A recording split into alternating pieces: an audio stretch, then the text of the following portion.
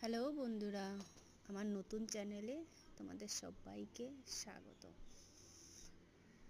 আজকে একটি আমি নতুনত্ব রেসিপি করছি সম্পূর্ণ। এইটা ফার্স্ট টাইম ট্রাই করলাম আমি। এটা হলো চিংড়ি মাছ ভর্তা। জানো তো, খেতে দারুণ হয়েছিল।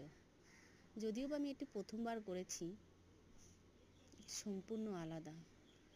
তার জন্য আমি এটা নিজে থেকেই করেছি, সেজন্য আমি প্রথমে নিয়ে নিলাম কিছুটা পরিমাণ পেঁয়াজ, রসুন, কাঁচা লঙ্কা, শুকনো লঙ্কা, এগুলো সব একসাথে, যাই হোক সামান্য পরিমাণ তেল দিয়ে ভেজে নিলাম।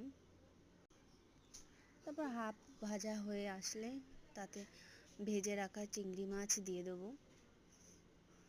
চিংড়ি মাছগুলো দিয়ে আরও কিছু টাইম ভেজে নেব, ভালো করে লাল লাল করে।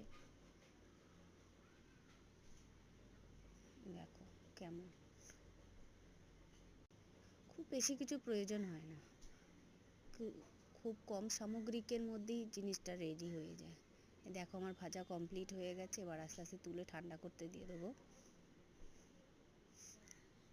ঠান্ডা হয়ে যাওয়ার পরে তারপরে মিক্সারে দেবো।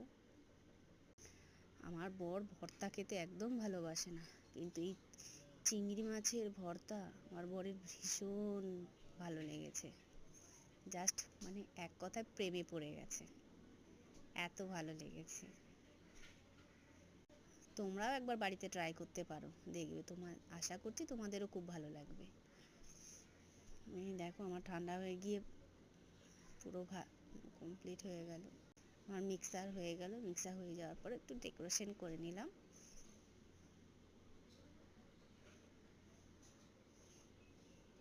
এতে ফ্লেভারটা রয়েছে পেঁয়াজ রসুন আর চিংড়ি মাছের একসাথে যা ফ্লেভারটা হয় না, একদম অসাধারণ লেগেছিল খেতে। ওর উপর দিয়ে একটু সর্ষের তেল দিয়ে দেবে, যাতে সর্ষের তেলের ঝাঁঝে খাবারটা আরও দুর্দান্ত লাগে। তো কেমন লাগলো জানিও। Thank you.